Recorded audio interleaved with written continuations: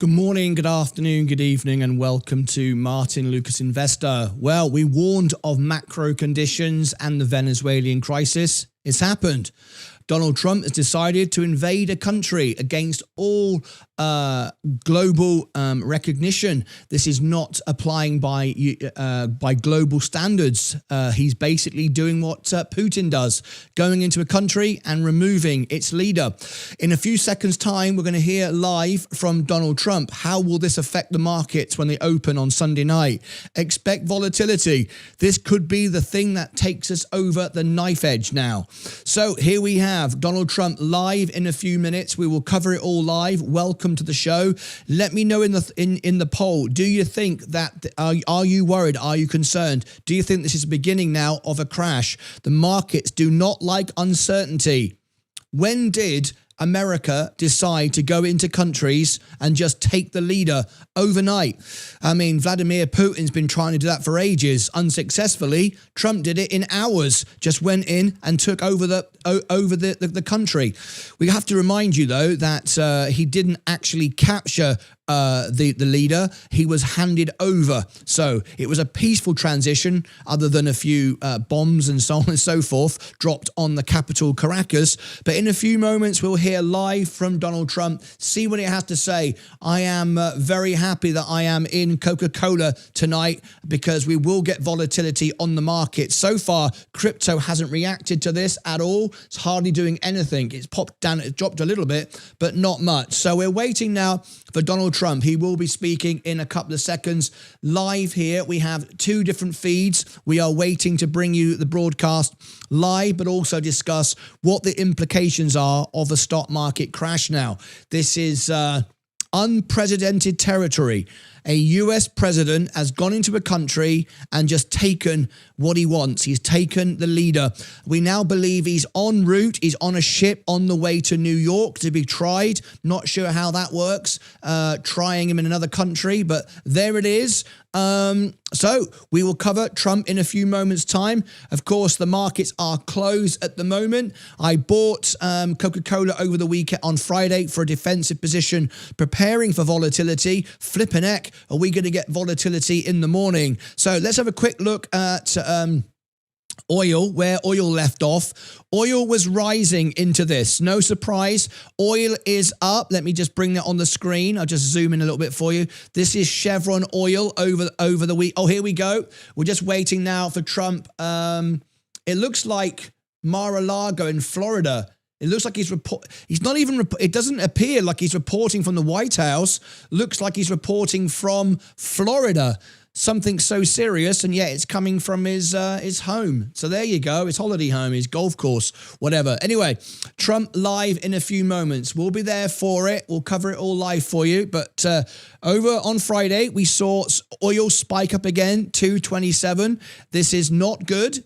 So anyway, we shall wait and see what Trump has to say in a few moments' time. We are waiting for Trump to go live. We've got multiple sources. We're keeping our eye on multiple sources for you. Come into the chat. Let me know you're here.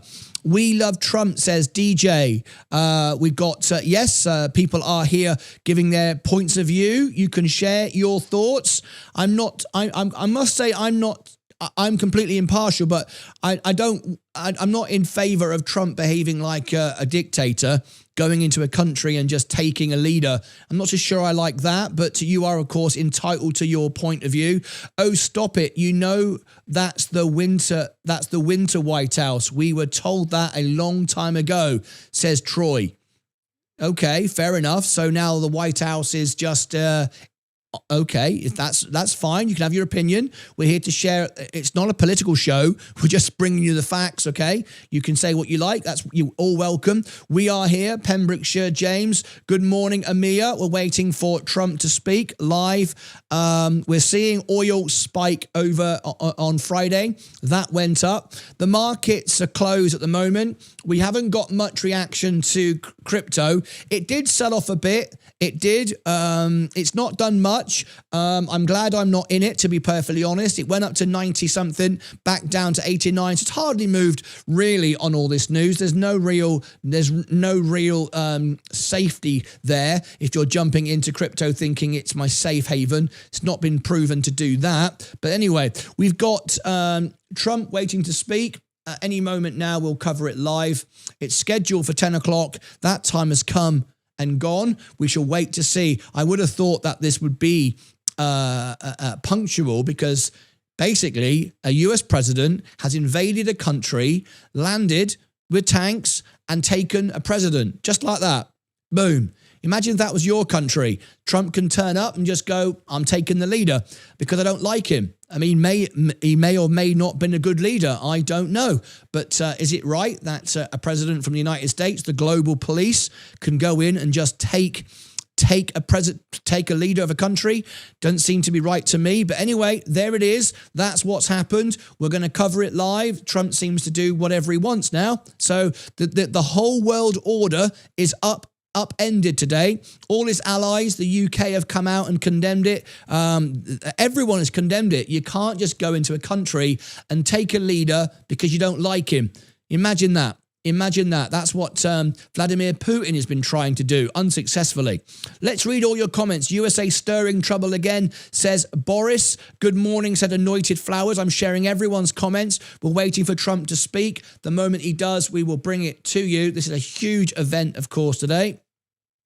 But what you're sharing is not, and you know that.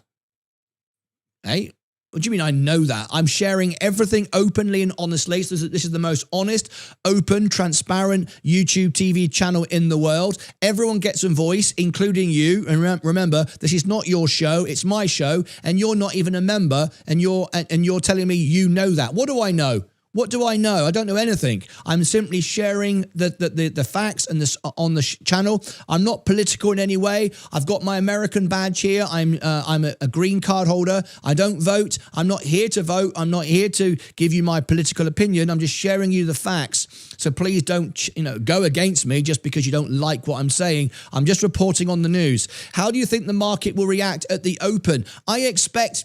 Look, Venezuela is not a major player in the world. However, it will create uncertainty. We've now got a president that can just invade countries whenever he wants and take leaders. That's basically what Putin is. That's a dictator. You're not allowed to do that. That's international law. He's gone against all international law today. This would have not been agreed by anyone else other than himself. So you can say what you want, whether you like Trump or not. This will create uncertainty. Is Venezuela a big deal? Not really. It's the heavy oil that Trump wants. The oil, that's what Trump wants, and he's taken it. He's just gone in and taken it. Now, you can argue, of course, that this president, the Venezuelan president, was not a good guy and all the rest of it, but it's not our right to just go and take leaders because we don't like them. I mean, it's just not right. Okay. You're asking me, will the market crash? There will be volatility. Of course there will be. We've already seen oil going up to it. I've been warning of a macro condition. That's why I've taken my money off out of crypto, out of the S&P, and I bought a defensive position. I like to remain in the market, so I bought Coca-Cola, and I'm right to do it, and I'm happy to do it, but that's how it is right now. We're waiting for Trump to speak. So will there be a crash? Well, Venezuela isn't a major player on the world stage. However, the markets will be uncertain of what comes next. Who is Trump going to go after next? There's already word he's interested in Brazil, and other countries are all on standby. We've got other countries stepping up their military now because Trump might go in there as well. I mean, what's the point? Is it a game? What do you want to just take over the whole world? I don't get it. Anyway, there we go. I don't understand it. So there will be volatility. Don't know if it will be a market crash, but we will get volatility most certainly. I think you'll see money go out of the S&P definitely and go into Coca-Cola. And when it does, you know what I'm going to do. I'm going to lot trim the top and then improve my position. This is not unpleasant for the US to do this. The US has done this numerous times. This is not unpleasant. I'm not sure I understand the comment. This is not unpleasant. I don't know what that means. All right, anyway. Also, what do you think about oil price on Monday? It's already rising. A lot of volatility right now. Bush went in and murdered the leader of Iraq. Saddam Hussein did a lot less than this guy. Thank you, Turbo Cummings. Everyone has a voice here. If you'd like to share your voice, you need to be a subscriber. If you click, what I would like to do is if we could get 100 likes on the show before Trump speaks, what that will do is it will share it out to more people. This channel gives everybody the chance to phone in. You can be live on the show. You can literally call into the show, be live on the show with me. You can have your view. You can ask me questions. You can challenge me. You can ask me anything. So consider liking this live stream. It will put it out to more people. So let's get 100 likes on the stream before Trump speaks. So are you ready? Are you ready? Let's bring in the music. 100 likes in 1 minute. 5, 4, 3, 2, 1. Let's go. Here we go.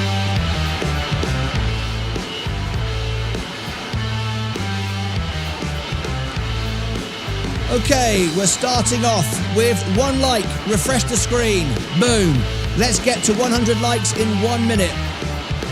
We're now at 49 likes. Boom. Everyone tap the like button. Let's get this shared out to the world. Give everyone the chance to call in. Everyone has a voice. Everyone has a say. 68 likes. We're moving up now. Tap the like button. If you'd like to get involved, have your say, become a subscriber, and join us here on the show. All right? If you'd like to be a subscriber, we now have 108,673 subscribers. Become a subscriber and you can take part in today's show. Let's see how we're doing now. At 77, we're nearly there. We want 100 likes and then we're going to bring Trump on the show live. 83, we are nearly there. Trump is about to speak. We're waiting for Trump to go live from his holiday home over there in Mar-a-Lago. Tap the like button. How many do we have now? 85. We're nearly there.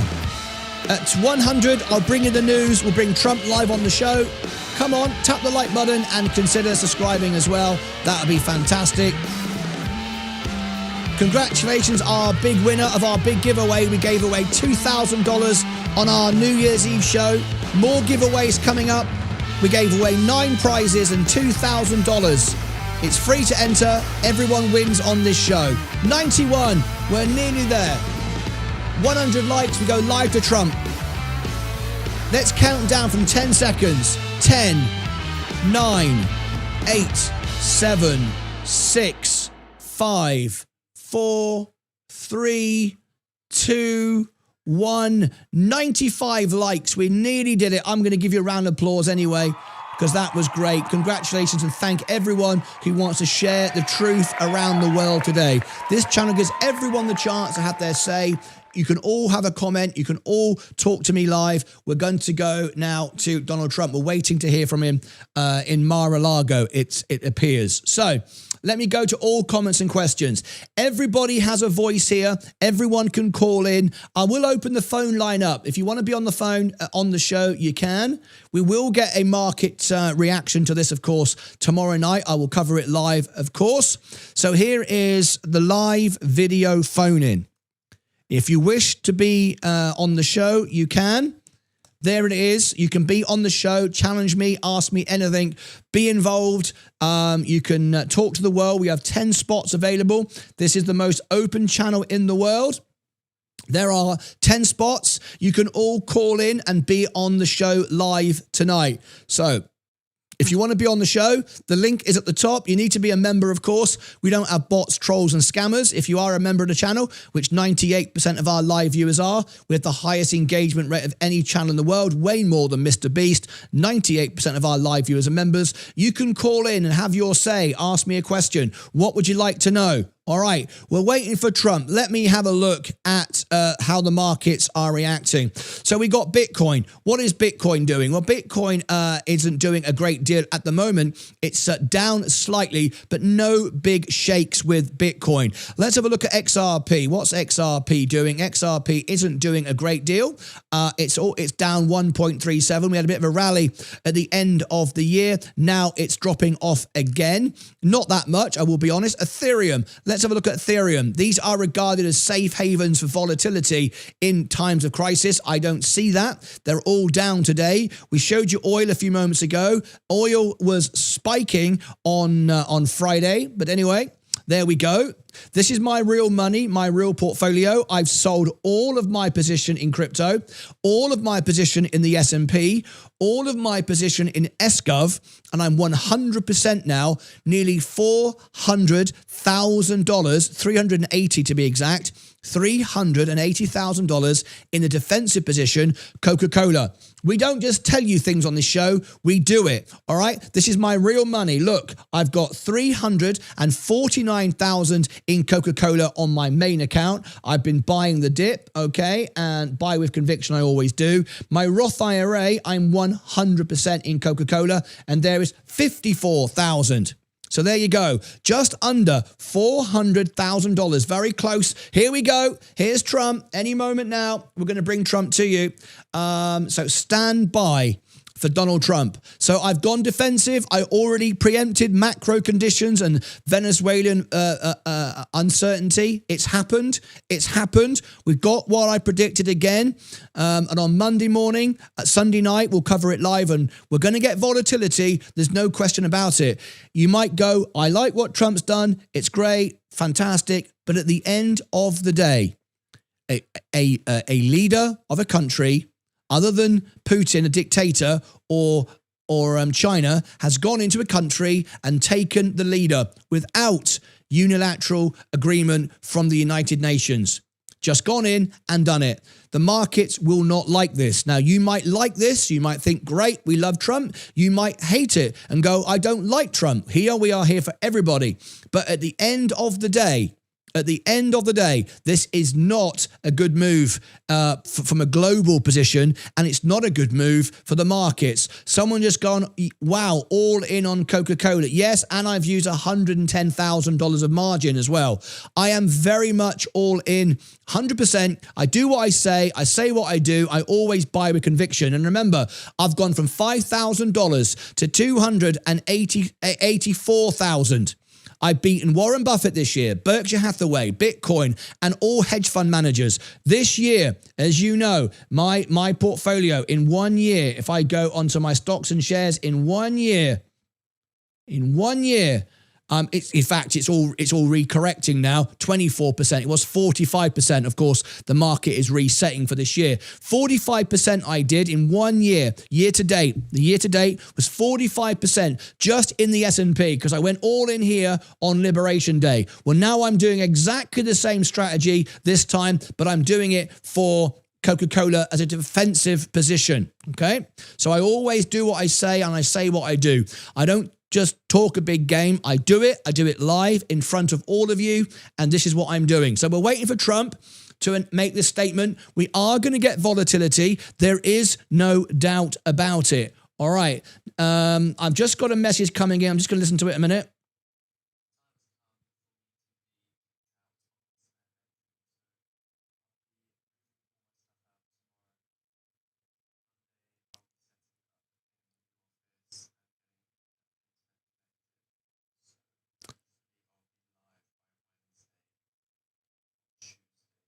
I'm just listening to a message that's just coming in.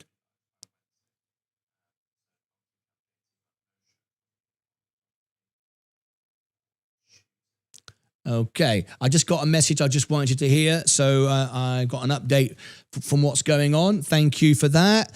So we're on standby. How many people are tuned in today? There are 306 people. Thank you very much for being here. Tap the like button.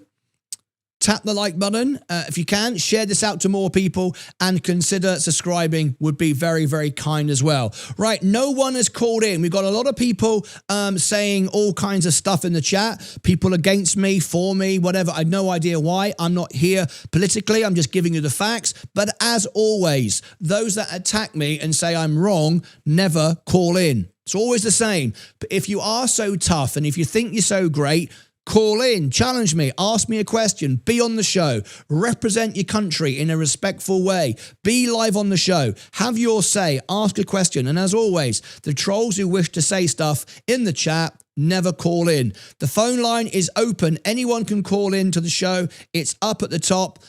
Members only, of course. We don't want any scammers and bots just calling in. All right. So we're waiting for Trump to speak. Let's go over to crypto. Oh, crypto is now selling off. Well, crypto is starting to sell a little bit now. Not much, but crypto is starting to react to this. Of course, the market's open. They will open, of course, on Sunday night. We'll cover it live. I have gone very defensive. I am all, and I don't mean defensive as in buying guns and bombs and tanks and stuff. I've gone defensive as in I am buying, I've already bought, all in, just under $400,000, very close now to $500,000. My target is $1 million of Coca-Cola. I want to be defensive because this year it will outperform the market. I've been doing this now for 4 years.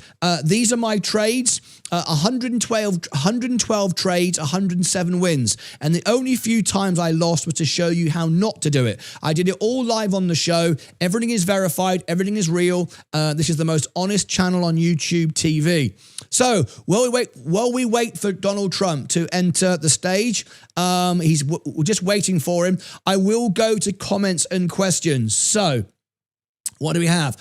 Liz, 6915, wish Sensei was covering this. Thank you very much. Sorry about that. I'm doing it. All right. This is my channel, remember? You know, there you go. I appreciate your support for Sensei, but unfortunately I'm covering this morning.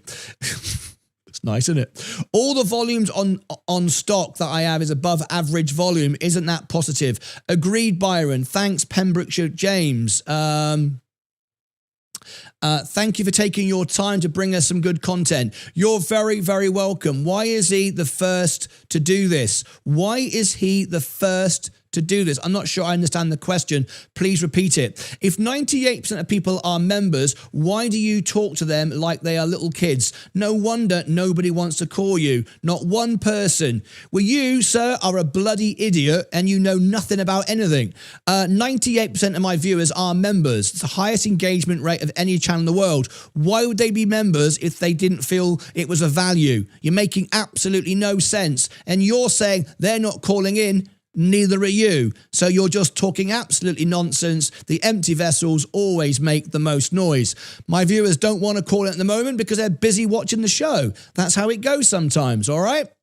Oil will be up, but OPEC will dampen the price because China wants this, said Vocal Vosser.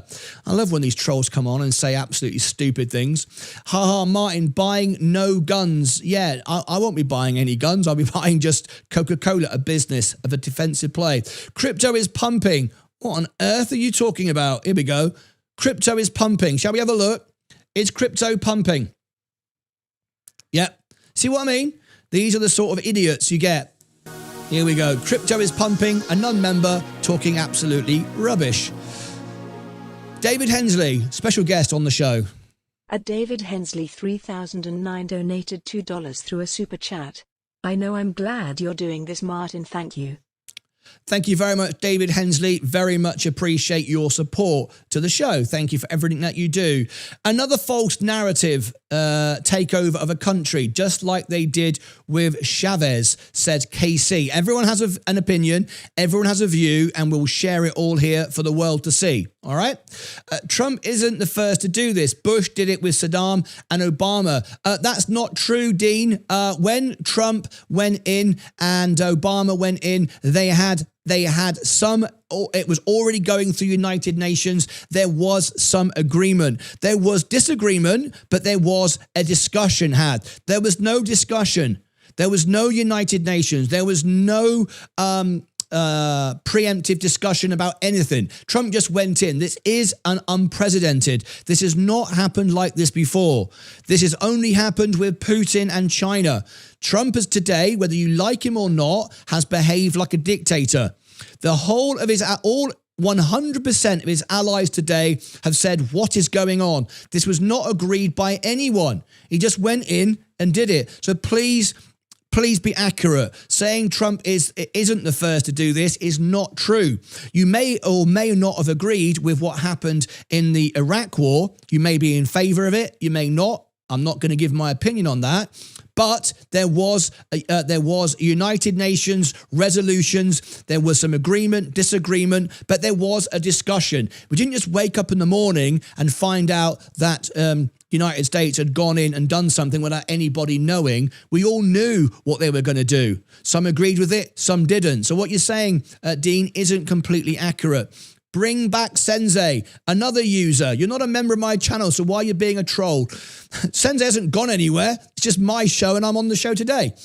Please, pretending that people care about Venezuelan oil, even at least bit surprised about this. I'm not sure what you mean. Please rephrase it. Martin, we disagree, but I still like you. What do you disagree about, Turbo? What is it you disagree? What have I said that you can disagree with? I'm not giving my opinion. I'm not saying it's right or wrong. I'm telling you what's happened. What can you disagree with? I'm just telling you what's happened. I've given everyone the facts. If you don't agree, what is it you don't agree with? I have not given an opinion that you can disagree with. I've given you the facts of what's happening. That's all. Oil prices are going to go up now. They've already gone up. They're already going up, and they will continue to go up. So you can see right here, this is Chevron oil. It spiked over the week on Friday. As you know, I took all my money and put it in a defensive play because I've made 45% this year, $70,000. I'm not having it all go down the toilet on Sunday night because we're having a war. Mind you, we're not having a war, right? What actually happened was the leaders of the country handed their leader over to Trump. There was no taking him by force other than dropping a few bombs as we turned up. Anyway, here's a comment. Special guest on the stage from a new guest, a non-member. At the Beast Mendez 6,422 donated $1.99 through a super chat. Maduro is a narco-dictator and now is out. Thank you. Everyone can leave a comment on the stage. Everyone can have their say here. Can we just close Troll Town? We could just go members only, and if it gets too crazy from idiots, we will do that. Sadly, the idiots never want to call in. They never want to. They never actually challenge me properly. They never have a valid point. Their information is always inaccurate and just a waste of space. But there it is. This is the world we live in, right? Anyway, Sensei would have more views. Thank you very much, 11. Thank you very much for that. Fine. Oh God. I love that you love Sensei. I love Sensei too. That's why he's on my show. But thank you very much. Sensei would have more views. Maybe he would. Maybe he would. Maybe he wouldn't. I don't know. It's a mystery. Hi, Martin. We will see gold crash. Will we see gold crash? I don't know. I'm not a commodity expert. Sensei knows more about gold than I do. That's not really my bag. I look at businesses and how they'll react to macro conditions. That's why I'm out of everything and all in with Coca-Cola. I'm absolutely confident of that decision. Some of us actually do another repetition using falsehoods, says KC. I'm all in for Coca-Cola too. Good luck to you. You're with me. That's lovely.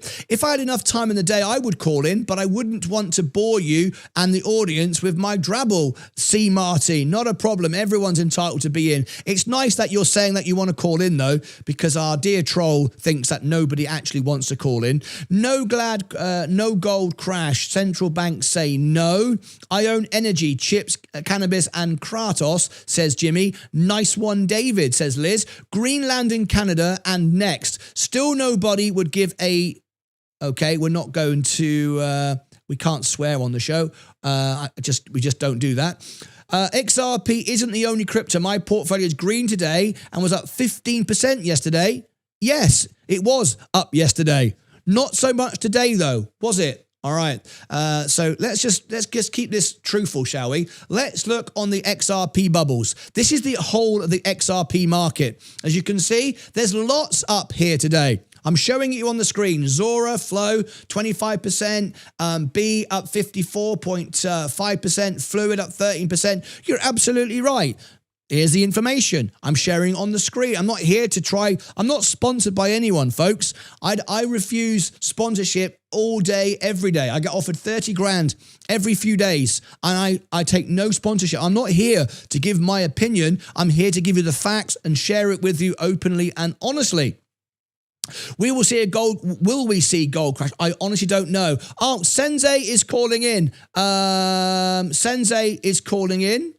He wants to be live on the show. This is interesting. Sensei just I got some trolls. So let's bring Sensei in. This is great. He's looking forward to this one. I can't wait to see what he says. Sensei, good morning to you. How are you, mate? Good morning, Martyn. Lovely to be on the show. Thanks for having me on. Thank you so much for being on this morning. Yes, got a few of my trolls and a few of your fans in this morning saying, we wish Sensei was here. He'd be better. He would give us more views. So here you are. That's convenient. Sensei, how are you? What's your thoughts on all of this? Yeah, it's I don't want to get too political. Again, this is just a news show, but what it does create is uncertainty in the market. I don't think we're going to have a major crash because of it. Let's see what Donald Trump says in a few moments' time. See how how bad it can get. As you said, I don't think there's going to be a major crash. Defensive play seems to be the way to go at the moment. You're all in with Coca-Cola, which might have a nice spike on Monday. Oil prices, again, they have been at fairly low prices over the last couple of weeks. We've been exploring that bottoming out and potentially going a bit higher. But again, the supply of oil in the world right now is at like all-time highs. Saudi Arabia is producing all-time highs. The United States is producing all-time highs. The speculation is not that Trump was doing this for the people. The speculation is Trump was doing this for oil reasons. Heavy oil, and yes. Heavy oil, and to keep those refineries working in the US, they require heavy oil. The US isn't producing heavy oil, and Venezuela is. Venezuela has the highest oil reserves in the world reported after Saudi Arabia, Iran, United States, somewhere in that region. Venezuela has the highest oil reserves, mostly heavy oil. And that's what these refineries in the US are missing at the moment. So that's the speculation. That's the alleged reason Trump has gone in and done this. But also, obviously, I don't think this person was the best person in the world either. So there's two ways people can view this. One is he did it for the people. One is he did it for the oil. And the other one is maybe a bit of both. But I don't see this as a major war brewing or a major reason. Oil will spike very heavily and cause any sort of XRP push towards the upside, as someone now suggesting this is the catalyst that's going to send XRP. Well, a few days ago, it was going to $100 because some guy down in Dallas said so. That didn't happen, and now it's going to go up to $1,000 because of oil. That's not going to happen. And I agree with all your sentiment here. I think defensive play is the best. Wouldn't recommend and suggest anyone go all in on one stock like I have done, but I understand the business well, and so I'm confident to do that. I've even deployed margin as well, $110,000. So I'm just under 400,000 now in Coca-Cola. I expect on Sunday night, Monday, to get a little spike, take me above the $70 again, which is my highest level. I will use my lots. I will sell the $70. I will clear the margin, and I will own everything near the 69 level now. I started at 72. This will bring me down to 69. So it's improving my position all the time. That's what I expect to happen on Sunday night, and I'll be back out of margin again. I think I agree with you. I don't expect a market crash on this. I expect volatility. 100% volatility, because we've got a Western leader just gone into a country and taken the leader. People are saying this has happened before. You will know, Sensei, we know that you're originally from Iran. You will know that because we've seen the Gulf War. We've seen other Western leaders in America go into Iraq and other countries and take over. But they did it with some discussion first. There was some kind of United Nations. Some agreed, some didn't agree with everything. But we knew it was going to happen. This just happened. Trump just went in and did it. This is unprecedented. So rightly or wrongly, you agree with it, you don't agree with it. Was the guy a good guy or a bad guy? I wouldn't like Trump just turn up in England tomorrow and just arrest Starmer. Some people might say, yeah, great, get rid of the guy, but you don't want another leader just coming in and taking your leader. I just don't like him. He's got a funny smell, so I'm getting rid of him. Anyway, Sensi, what's your thoughts to that? Yeah, no, it's I don't think Trump discussed this with any other leader also, because we saw Keir Starmer, the Prime Minister of the UK, come out today and distance himself from this. He said, we didn't have any acknowledgement, we weren't part of this. He didn't go as far to condemn Donald Trump, because obviously he doesn't want to ruin that relationship, but he did go as far as really distancing himself from this act. So I would imagine not many other leaders knew about this if the Prime Minister of the UK didn't. So this would have probably been a decision, and not many people have known about this. Yes, indeed. It's unprecedented. I've got James Peebles, who would like to be on the show. I love that American shirt. I've got one just like that. I love it. A proud American. Thank you. Want to be clear, I'm also proud to live in America and married to a beautiful American wife. I'm a green card holder. I've built a great business here. I'm not against Trump or for Trump. I'm just bringing you the news. James, where are you calling in from? Valier, Illinois. Illinois, wonderful. Thank you for being here. What's your thoughts on what you've seen today? If Trump takes the stage, I will have to end you, of course. What would you like to say? And I think that we really needed something done there. You know what I mean? I don't know if he did it right or wrong. I don't have an opinion about that, but God knows what's happening. So let's ride it out. Let's ride it out. Yeah, yes, indeed. But let's put it from another side. Another side. This leader of Venezuela may have been a good guy, may have been a bad guy. We can debate that all day long. But if you were in a country, let's just say you were in America, like you are, all right, and someone decided to turn up tomorrow and arrest Donald Trump. Now you're probably going to say to me, well, they wouldn't be able to because we've got a really good army. It ain't going to happen. And I'd agree with you. But how would you feel if a country just came in without any global agreement and just said, we're taking President Trump, whether you like it or not? That's basically what's happened. Oh, yeah, I agree. It's a difficult situation. I really don't have an opinion because I just kind of watch things as they come, and we'll see what the outcome is. All right. What do you think? Just worried about World War III. Well, World War III, I don't think World War III will start because of this, but we've now got neighbouring countries to Venezuela all on standby thinking Trump's going to go in there as well. I mean, he's given no indication of doing that. We're on standby for Trump, of course. No indication of doing that, but you never know. But obviously, no surprise.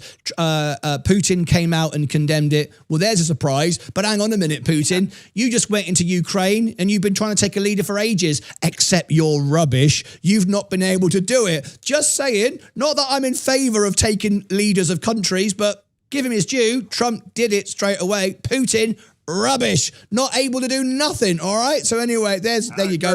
It was incredible, the speed of that, how it happened, how quickly it just went. I mean, that's the show of force from America, isn't it? Well, I think that was the point, wasn't it? Trump said we're putting the largest armada in the world ever. That wasn't true, of course. The Spanish and British armada were way bigger back in the day of the empire. This wasn't the biggest armada in history. Maybe in firepower it probably was. I don't know. All right, I didn't count the bombs. But anyway, at the end of the day, it was incredible. But let's remind ourselves what happened. We surrounded the country. Overnight, he fired in some bombs into Caracas, and then his own men handed him over to Trump. There was no fire, blasting and kicking doors down. There he is. There's the leader. Look, he's actually at the moment on a ship on the way to New York to be tried. I'm not quite sure how that works, how you try a leader that you've just taken from another country and imply your laws. I'm sure we'll find out in all due course. But we are waiting for Trump to speak. We'll cover it live. So, James, before Trump does take the stage, what do you think the market is going to do when it opens on Sunday night for the overnight hours? Yeah, I'm not sure, but I'm looking at my stocks. I'm like into energy and cannabis, defense, and all my volumes are way above my average volume, which I have never seen that on all my stocks. Yeah. So I don't know what's going to happen. Maybe I just own the right stuff. Well, I always make my predictions bold. I make them live. I don't change them. I don't just adjust them and just kick them down the road like Tom Lee does and other people do, or this is going to happen or that didn't happen, so let's just say it happens later on. I stand by what I've said. I've been doing this for 4 years now, and 99% of my trades have won. My portfolio is an all-time high. I've sold my S&P. I've sold my SGov now. I've gone all on Coca-Cola. I expect to bounce on Sunday night back to the 70. When it goes to 70, I will sell with my lots and own everything at 69, just about. So my average will be lower. I'll be out of margin. I am expecting a major correction, if not crash, up to 40%, not because of this. This is another macro condition that's creating uncertainty. Remember, the market goes on certainty. It likes certainty. Now, the market will not go, we've started World War III or anything, but it won't know what the president is going to do next. So people take their money off the table. And because we have 125% GDP over the price of the stock market, because we have such high debt, because we have some Mag 7 at 40 times earnings, we've got unprecedented levels of debt, unprecedented levels of volatility, unprecedented levels of valuation. I can't buy anything for any price. Remember, the secret to investing is buy undervalue. Now, I'm not saying Coca-Cola is undervalued. It's not. It's currently 24 times earnings lagging, and maybe 21 with the 26 projection. In fact, I'm not guessing that is exactly what it is. But at the end of the day, we can't be certain of what the market's going to do. But what we can do is be responsible and take care of our money. Remember what I've always said: it's easy to make money on the stock market. The hard part is to keep it. And at the moment, everyone just keeps on thinking it's going to go up and up and up and up. And that is the moment when we all fall over. And those that makes crazy predictions of $1,000 XRP and all this kind of stuff, that tells you that this is where we are. And at the moment, one of the first times in history, every major analyst on CNBC and Bloomberg, every single one, bar zero, has predicted a great year for the S&P 526. That, through history, has always proven to be inaccurate and wrong, and a big red flag. When everybody is totally euphoric and it just keeps going up, it's the time to protect your money. So that's what I'm doing. That's what I'm predicting. And if I get it wrong, I won't kick it down the can and say, oh, well, I got it wrong, but it's coming up later. I'll say I got it wrong and make adjustments and apologize for those statements. But that's what I think. Anyway, I must say, James, it's wonderful to have you on the show. I do love that shirt. I've got one very similar with the stars and stripes. I love America. Hi, it's great. Oh, someone just said hello. Well, thanks for having me. Oh, That's hello. Is that your wife? That's my wonderful wife. Your wonderful wife. What's her name? Yeah. Her name is Deanna. Deanna. Deanna. There's a good song around that. I love it. I love it. Join me on Friday. I'll sing it for you. Deanna, it's lovely to have you here. Oh, thank you. God bless you. How very nice. How very nice is that? It's very nice to have you two on the show, because a few moments ago I had a few trolls saying, get Martyn off, we want Sensei. And just by magic, Sensei turned up, which I'm really glad about. Nice to be appreciated on a Saturday morning. Thank you very much for tuning in. We love you, Martyn. Hey, mate, that's very kind of you, mate. That's very kind of you. She works at Walker's Bluff Casino. She walks here in Southern Illinois. She works at the casino, Walker's. Yes. I did a tour of those casinos with my Vegas show, one night in Vegas.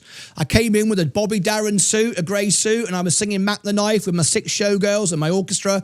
Toured all over the place. Did the Grosvenor casinos. I did Vegas venues, like I played at the Plaza, which is the old home of Frank Sinatra, as well as the Sands. And I did some of your venues. This. Oh, I think Trump is on live. 3009 Am I missing this? I don't think so. I think Trump is on live. Oh, he's live now. Sorry, guys. Here we go. Okay. Thank you. All right. Military might and competence in American history. And if you think about it, we've done some other good ones, like the attack on Soleimani, the attack on al-Baghdadi, and the obliteration and decimation of the Iran nuclear sites just recently in an operation known as Midnight Hammer. All perfectly executed and done. No nation in the world could achieve what America achieved yesterday, or frankly in just a short period of time. All Venezuelan military capacities were rendered powerless as the men and women of our military, working with U.S. law enforcement, successfully captured Maduro in the dead of night. It was dark. The lights of Caracas were largely turned off due to a certain expertise that we have. It was dark and it was deadly. But captured along with his wife, Celia Flores, both of whom now face American justice. Maduro and Flores have been indicted in the Southern District of New York, it's Jay Clayton, for their campaign of deadly narco-terrorism against the United States and its citizens.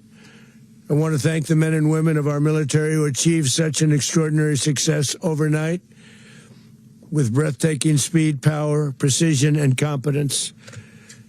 You rarely see anything like it. You've seen some raids in this country that didn't go so well. They were an embarrassment.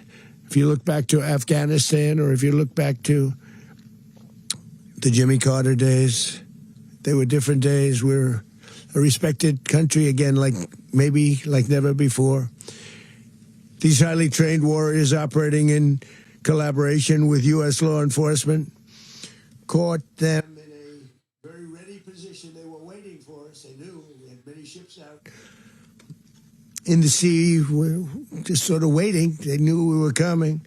So they were in what's called a ready position, but they were completely overwhelmed and very quickly incapacitated. If you would have seen what I saw last night, you would have been very impressed. I'm not sure that you'll ever get to see it, but it was an incredible thing to see. Not a single American service member was killed, and not a single piece of American equipment was lost. We had many helicopters, many planes, many people involved in that fight.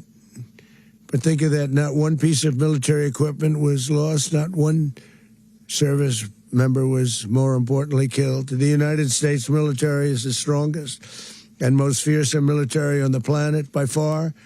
With capabilities and skills our enemies can scarcely begin to imagine. We have the best equipment anywhere in the world. There's no equipment like what we have, and you see that even if you just look at the boats. You know, we've knocked out 97% of the drugs coming in by sea. 90%. Each boat kills on average, 25,000 people. We knocked out 97%. And those drugs mostly come from a place called Venezuela. We're going to run the country until such time as we can do a safe, proper, and judicious transition. So we don't want to be involved with having somebody else get in, and we have the same situation that we had for the last long period of years. So we are going to run the country until such time as we can do a safe, proper, and judicious transition. And it has to be judicious because that's what we're all about. We want peace, liberty, and justice for the great people of Venezuela, and that includes many from Venezuela that are now living in the United States and want to go back to their country. It's their homeland. We can't take a chance that somebody else takes over Venezuela that doesn't have the good of the Venezuelan people in mind. We've had decades of that. We're not going to let that happen. We're there now, and what people don't understand, but they understand as I say this, we're there now, but we're going to stay until such time as the proper transition can take place. So we're going to stay until such time as we're going to run it, essentially, until such time as a proper transition can take place. As everyone knows, the oil business in Venezuela has been a bust, a total bust, for a long period of time. They were pumping almost nothing by comparison to what they could have been pumping and what could have taken place. We're going to have our very large United States oil companies, the biggest anywhere in the world, go in, spend billions of dollars, fix the badly broken infrastructure, the oil infrastructure, and start making money for the country. And we are ready to stage a second and much larger attack if we need to do so. So we were prepared to do a second wave if we needed to do so. We actually assumed that a second wave would be necessary, but now it's probably not. The first wave, if you'd like to call it that, the first attack was so successful, we probably don't have to do a second, but we're prepared to do a second wave, a much bigger wave, actually. This was pinpoint, but we have a much bigger wave that probably won't have to do. this partnership of Venezuela with the United States of America, a country that everybody wants to be involved with because of what we were able to do and accomplish, will make the people of Venezuela rich, independent, and safe. And it will also make the many, many people from Venezuela that are living in the United States extremely happy. They suffered. They suffered. So much was taken from them. They're not going to suffer anymore. The illegitimate dictator Maduro was the kingpin of a vast criminal network responsible for trafficking colossal amounts of deadly and illicit drugs into the United States. As alleged in the indictment, he personally oversaw the vicious cartel known as Cartel de las Solas, which flooded our nation with lethal poison, responsible for the deaths of countless Americans, the many, many Americans. Hundreds of thousands over the years of Americans died because of him. Maduro and his wife will soon face the full might of American justice and stand trial on American soil. Right now, they're on a ship they'll be heading to, ultimately, New York. And then a decision will be made, I assume, between New York and Miami or Florida. But we have people where the overwhelming evidence of their crimes will be presented in a court of law. And I've seen it. I've seen what we have. It's both horrible and breathtaking that something like this could have been allowed to take place. For many years after his term as president of Venezuela expired, Maduro remained in power and waged a ceaseless campaign of violence, terror, and subversion against the United States of America, threatening not only our people, but the stability of the entire region. And you all saw it. In addition to trafficking gigantic amounts of illegal drugs that inflicted untold suffering and human destruction all over the country, all over, in particular, the United States. Maduro sent savage and murderous gangs, including the bloodthirsty prison gang, Tren de Aragua, to terrorize American communities nationwide. And he did indeed. They were in Colorado. They took over apartment complexes. They cut the fingers off people if they called police. They were brutal. But they're not so brutal now. And I just have to congratulate our military, Pete and everybody, and our National Guard, because the job that they've done, whether it's in Washington, D.C., where we have a totally safe city, where it was one of the most unsafe cities anywhere in the world, frankly, and now we have no crime in Washington, D.C. We haven't had a killing. We had the terrorist attack a few weeks ago. A little bit of a different kind of a threat, but we haven't had a killing in a long period of time, 6-7 months. We used to have on average two a week in Washington, our capital. We don't have that anymore. The restaurants are opening. Everyone's happy. They're walking their daughters. They're walking their children, their wives. They walk to restaurants. Restaurants are opening all over Washington, D.C., So I want to thank the National Guard. I want to thank our military. And I want to thank law enforcement. It's been amazing. And they should do it with more cities. We're doing it, as you know, and we're doing it in Memphis, Tennessee right now, and crime is down.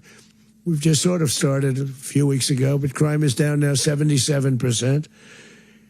And the governor of Louisiana called, great person, and he wanted us to help him, as you know, in a certain very nice part of Louisiana, and we have done that. And it was a rough section, and we have crime down. I understand it's down to almost nothing already after 2.5 weeks. New Orleans, it's down to almost nothing, and we've only been there for 2.5 weeks. Can't imagine why governors wouldn't want us to help. We also helped, as you know, in Chicago, and crime went down a little bit there. We did a very small help because we had no working ability with the governor. The governor was a disaster, and the mayor was a disaster. But it knocked down crime. But we're pulling out of there when they need us. We'll know. You'll know. You'll be writing about it. And likewise, Los Angeles, where we saved Los Angeles early on, where the head of the police department made a statement that if the federal government didn't come in, we would have lost Los Angeles. That's long after the fires. That's when they had the riots in Los Angeles. We did a great job. Got no credit for it whatsoever, but that's okay. It doesn't matter. We don't need the credit. But we'll be pulling out when they need us. They'll call, or we'll go back if we have to. We'll go back. But we did a great job in various cities. But the place that we're very proud of is Washington, D.C., because it's our nation's capital. We took it from being a crime-ridden mess to being one of the safest cities in the country. But the gangs that they sent raped, tortured, and murdered American women and children. They were in all of the cities I mentioned, Tren de Aragua. And they were sent by Maduro to terrorize our people, and now Maduro will never again be able to threaten an American citizen or anybody from Venezuela. There will no longer be threats. For years, I've highlighted the stories of those innocent Americans whose lives were so heartlessly robbed by this Venezuelan terrorist organization. Really one of the worst. One of the worst, they say the worst. Americans like 12-year-old Jocelyn Nungari from Houston. Beautiful Jocelyn Nungari, what happened to her? They, as you know, they kidnapped, assaulted, and murdered by Tren de Aragua animals. They murdered Jocelyn and left her dead under the bridge. There was a bridge that will never be the same to so many people after seeing what happened. As I've said many times, the Maduro regime emptied out their prisons, sent their worst and most violent monsters into the United States to steal American lives. And they came from mental institutions and insane asylums. They came from prisons and jails. The reason I say both, they sound similar. Actually, prisons, a little bit more hostile, a little bit tougher. A mental institution isn't as tough as an insane asylum, but we got them both. They sent from their mental institutions. They sent from their jails, prisons. They were drug dealers. They were drug kingpins. They sent everybody bad into the United States, but no longer. And we have now a border where nobody gets through. In addition, Venezuela unilaterally seized and stole American oil, American assets, and American platforms, costing us billions and billions of dollars. They did this a while ago, but we never had a president that did anything about it. They took all of our property. It was our property. We built it. And we never had a president that decided to do anything about it. Instead, they fought wars that were 10,000 miles away. We built Venezuela oil industry with American talent, drive, and skill, and the socialist regime stole it from us during those previous administrations, and they stole it through force. This constituted one of the largest thefts of American property in the history of our country. Considered the largest theft of property in the history of our country. Massive oil infrastructure was taken like we were babies, and we didn't do anything about it. I would have done something about it. America will never allow foreign powers to rob our people or drive us back into and out of our own hemisphere. That's what they did. Furthermore, under the now deposed dictator Maduro, Venezuela was increasingly hosting foreign adversaries in our region and acquiring menacing offensive weapons that could threaten U.S. interests and lives. And they used those weapons last night. Potentially in league with the cartels operating along our border. All of these actions were in gross violation of the core principles of American foreign policy, dating back more than 2 centuries. And not anymore. All the way back, it dated to the Monroe Doctrines. And the Monroe Doctrine is a big deal, but we've superseded it by a lot, by a real lot. They now call it the Donroe Document. I don't know. It's Monroe Doctrine. We sort of forgot about it. It was very important, but we forgot about it. We don't forget about it anymore. Under our new national security Thank you strategy. very much, American everyone that supports the dominance show. in the Thank you. Western Hemisphere will never be questioned again. Won't happen. So just in concluding, for decades, other administrations have neglected or even contributed to these growing security threats in the Western Hemisphere.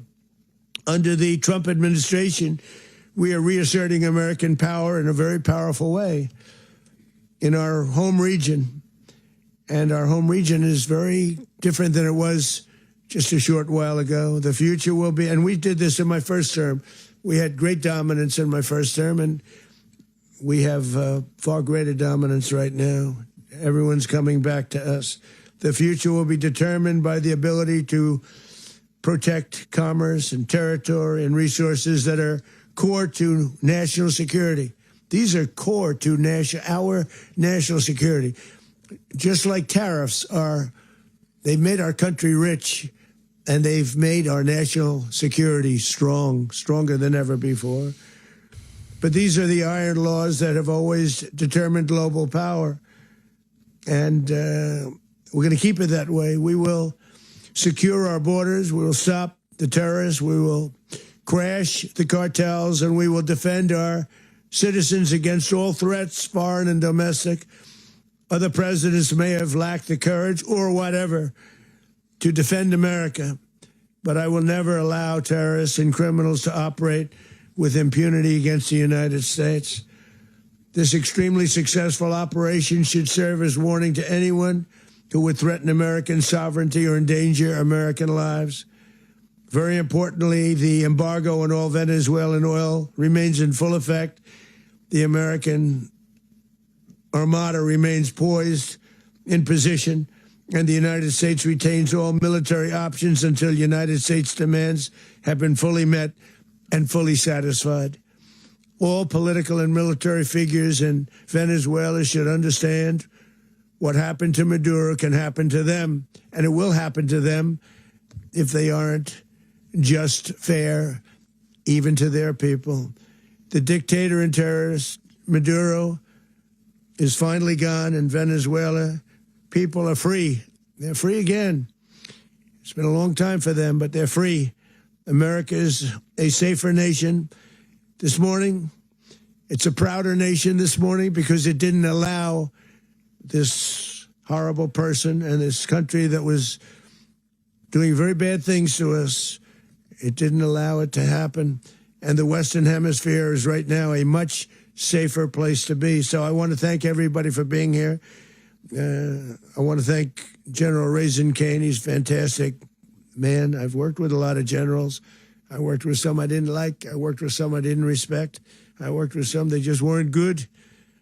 But this guy is fantastic. I watched last night one of the most precise attacks on sovereignty. I mean, it was Trump Coloni is rallying up 10%. Look at that. And I'm very proud Be careful. of him. And I'm very proud Be careful, of our though. Secretary There's of no War, value to this. Pete Hegseth, We can who talk I'm about gonna that in a ask to say moment. a few words. Thank you Very very dangerous. Mr. President, can you explain how the U.S. will run Venezuela? Well, thank you, Mr. President. Finally, a It commander will dump in chief as fast as it went up. and the American people deserve. And as the president said, It's already words happening. can barely capture There it goes. the bravery and the power and the precision of You this were historic warned. operation. A massive joint military and law enforcement raid flawlessly executed by the greatest Americans our country has to offer. American warriors are second to none, the best in the world and the best of our country.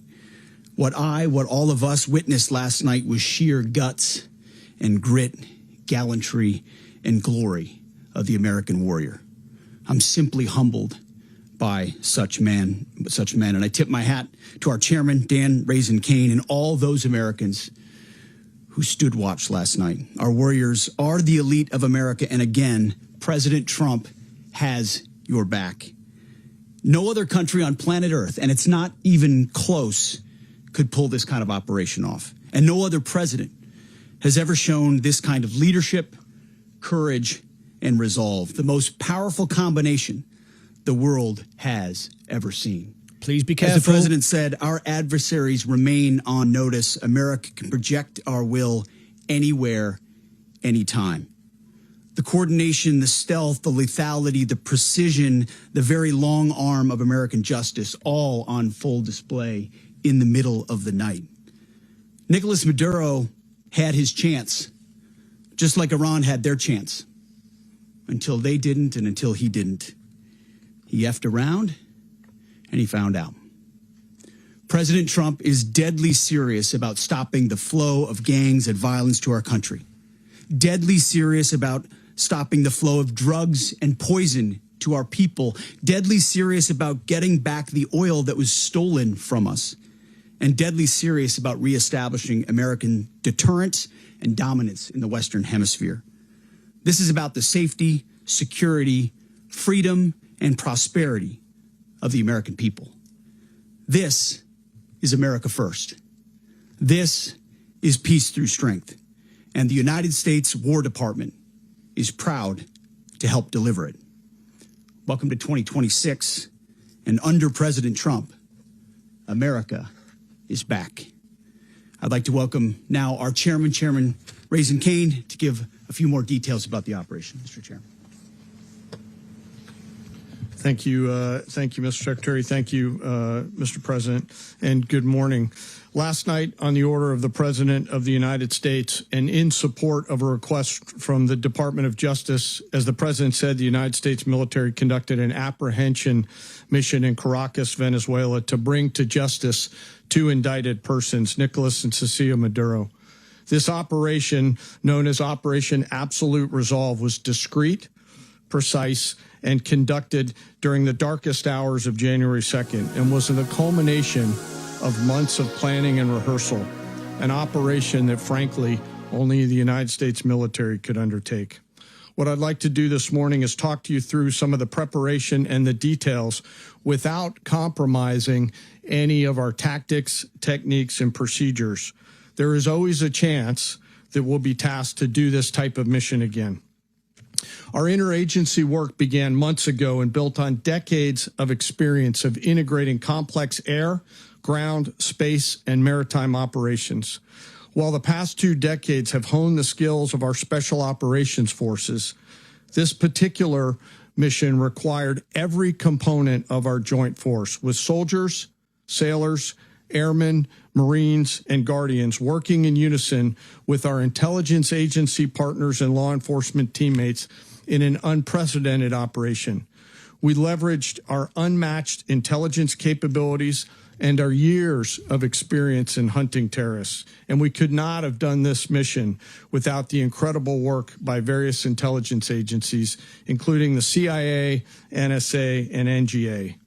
We watched, we waited, we prepared, we remained patient and professional. This mission was meticulously planned, drawing lessons from decades of missions over the last many years, many missions over these last many years. This was an audacious operation that only the United States could do.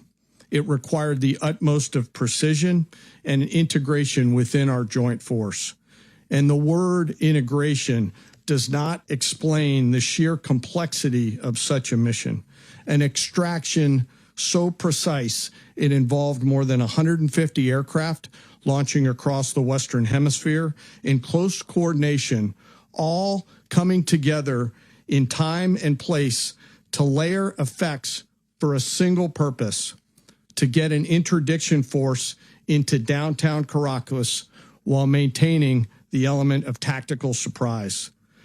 Failure of one component of this well-oiled machine would have endangered the entire mission, and failure is never an option for America's joint force.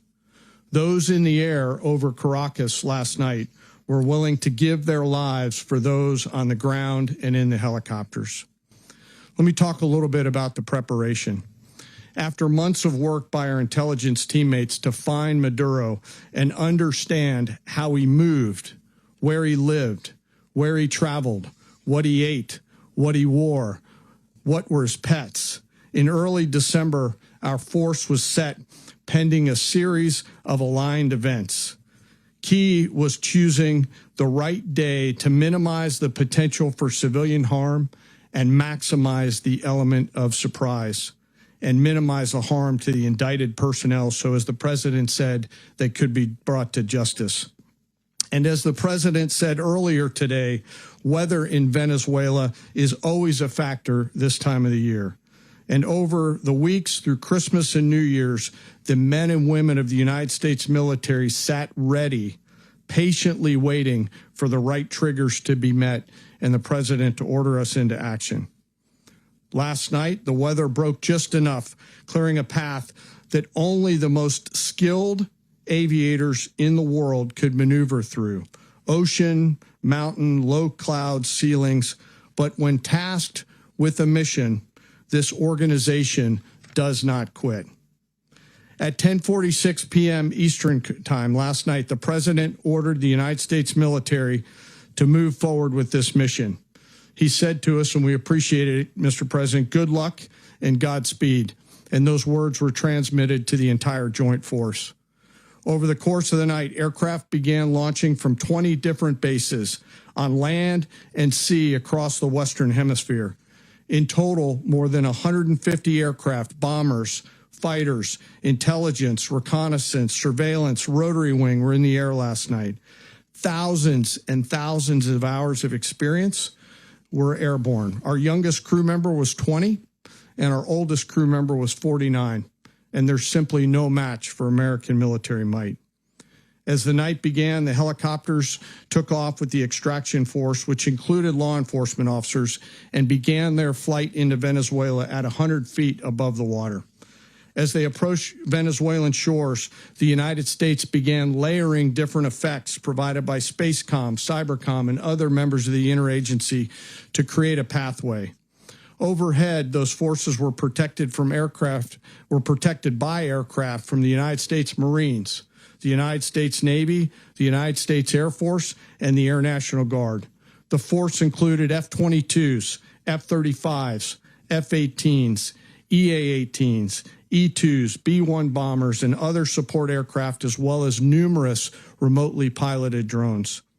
As the force began to approach Caracas, the Joint Air Component began dismantling and disabling the air defense systems in Venezuela, employing weapons to ensure the safe passage be careful. of Trump the was clearly helicopters up all into night, the target and he's area. very close to falling The asleep goal on of the our air stage. component is, Remember, he's an elderly and gentleman, always will and be, to you can protect see the how he's struggling helicopters to stay and the awake. ground force and get them to the target and get them home. As the force crossed the last point of high terrain where they'd been hiding in the clutter, we assessed that we had maintained totally the element of surprise. As the helicopter force ingressed towards the objective at low level, we arrived at Maduro's compound at 1:01 a.m. Eastern Standard Time, or 2:01 a.m. Caracas local time, and the apprehension force descended into Maduro's compound and moved with speed, precision, and discipline towards their objective, and isolated the area to ensure the safety and security of the ground force while apprehending the indicted persons. On arrival into the target area, the helicopters came under fire, and they replied with that fire with overwhelming force in self-defense. One of our aircraft was hit but remained flyable, and as the president said earlier today, all of our aircraft came home, and that aircraft remained flyable during the rest of the mission. As the operation unfolded at the compound, our air and ground intelligence teams provided real-time updates to the ground force, ensuring those forces could safely navigate the complex environment without unnecessary risk. The force remained protected by overhead tactical aviation.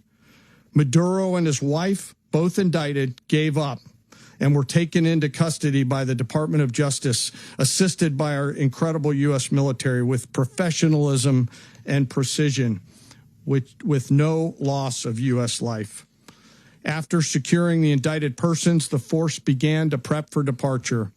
Helicopters were called in to exfiltrate the extraction force, while fighter aircraft and remotely piloted aircraft provided overhead coverage and suppressive fire. I warned you about the Trump coin. I'll talk about that in a few moments. As the Be force careful. Began to withdraw out of Venezuela. There is no value to that the coin force at all. Successfully exfiltrated and returned to their afloat launch bases, and the force was over the water at 3:29 a.m. Eastern Standard Time with indicted persons on board. And both Maduro and his wife were embarked aboard the USS Iwo Jima. In closing, what we've witnessed today is a powerful demonstration of America's joint force.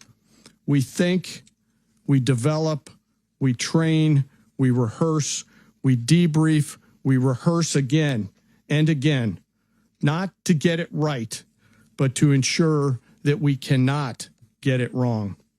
Our jobs are to integrate combat power so when the order comes, we can deliver overwhelming force at the time and the place of our choosing against any foe anywhere in the world.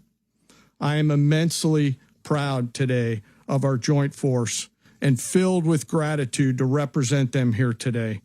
There is simply no mission too difficult for these incredible professionals and the families that stand by them and support them. As we stand here this morning, our forces remain in the region at a high state of readiness, prepared to project power, defend themselves, and our interests in the region.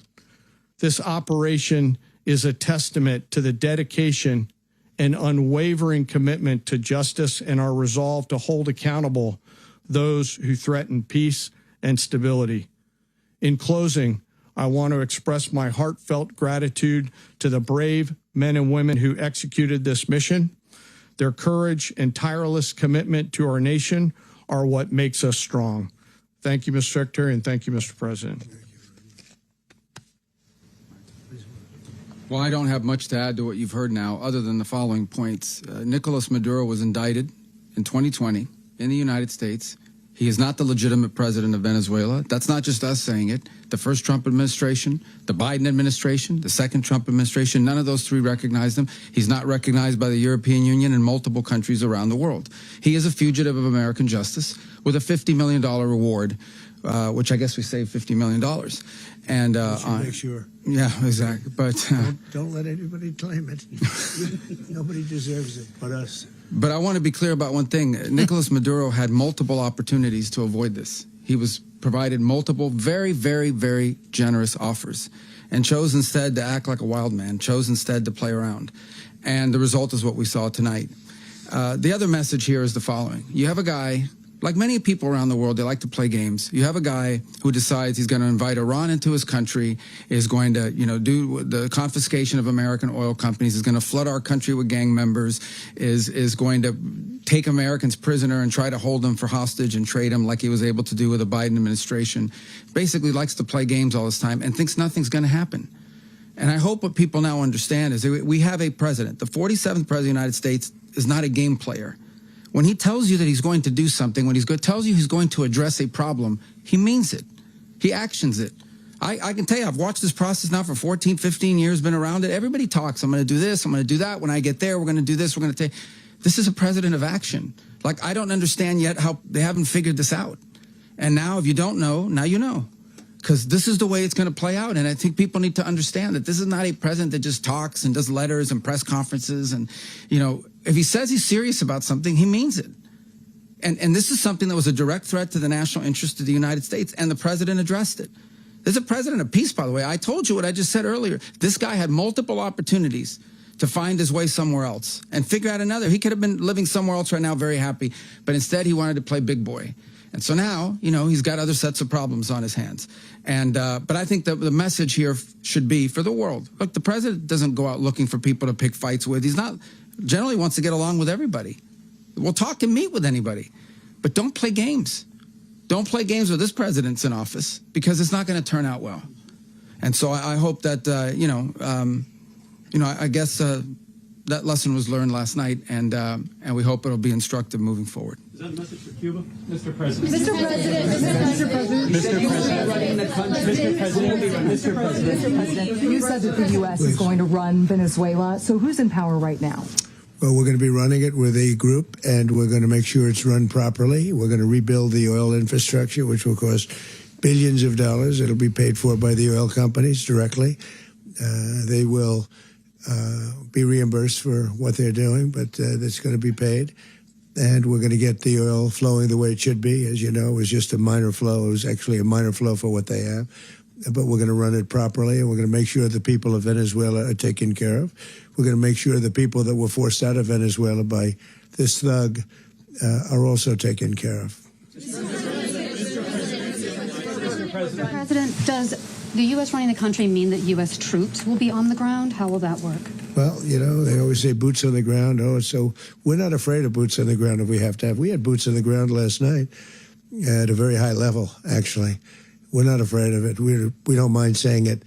But we're going to make sure that that country is run properly. We're not doing this in vain. This is a very dangerous attack. This is an attack that could have gone very, very badly. Could have gone very badly. We could have lost a lot of people last night. We could have lost a lot of dignity. We could have lost a lot of equipment. The equipment is less important, but we could have lost a lot. And we're going to make sure that this is proper. We're there now. We're ready to go again if we have to. We're going to run the country right. It's going to be run very judiciously, very fairly. It's going to make a lot of money. We're going to give money to the people. We're going to reimburse people that were taken advantage of. We're going to take care of everybody.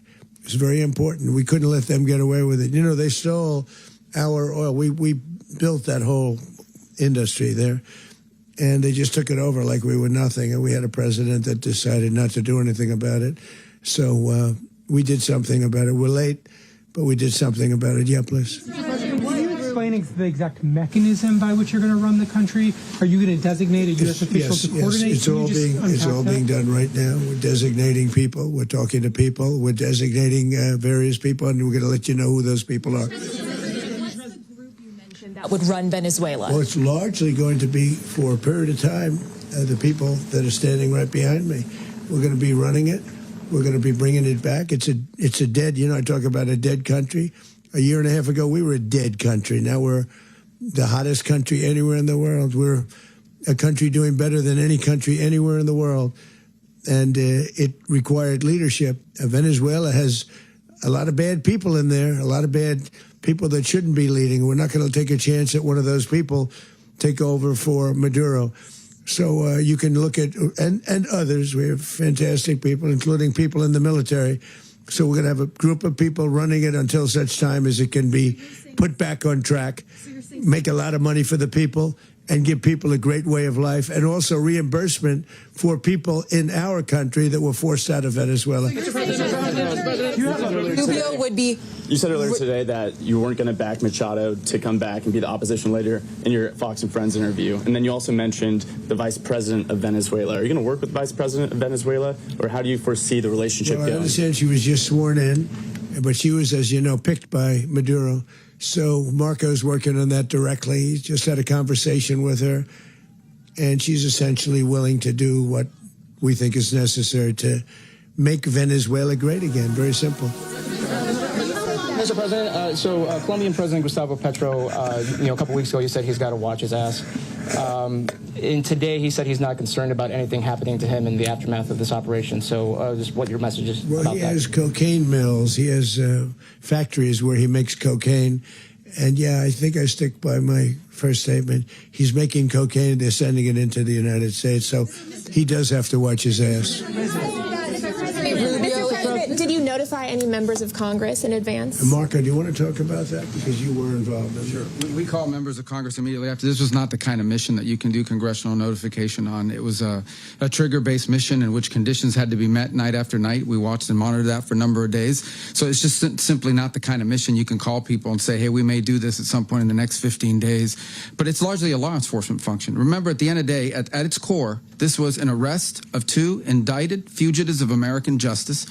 And the Department of War supported the Department of Justice in that job. Now, there are broader policy implications here, but it's just not the kind of mission that you can pre-notify because it endangers the mission. Plus, if I could add one thing to that, Congress has a tendency to leak. This would not be good. If they leaked, General, I think it would have been maybe a very different result. But I have to say, they knew we were coming at some point, you know. We had a lot of ships out there. They sort of knew we were coming. We went there. But Congress will leak, and we don't want leakers. Mr. President, you were one of the only people to watch this all play out live. What was Maduro doing when the U.S. forces entered what I assume would be his home? And also, was there any point where the U.S. was considering if Maduro pushed back or resisted killing Maduro?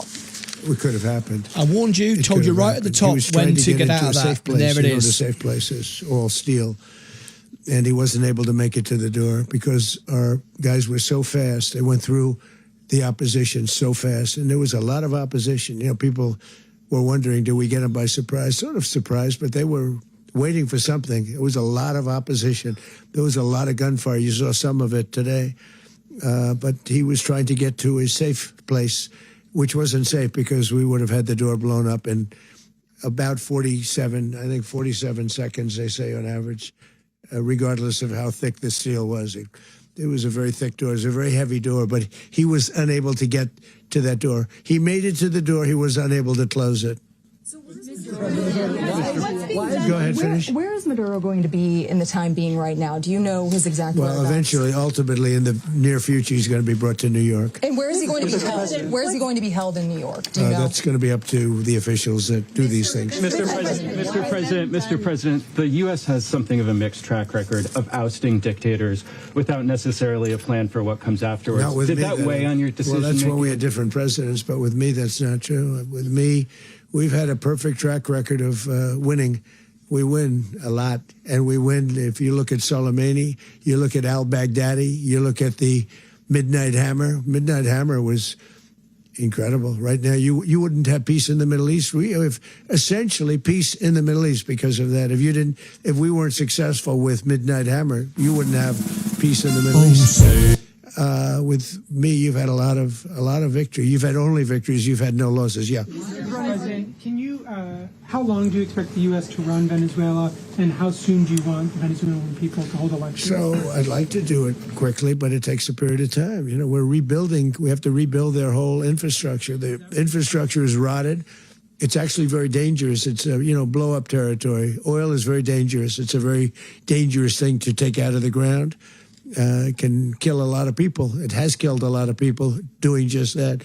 The infrastructure is old. It's rotted.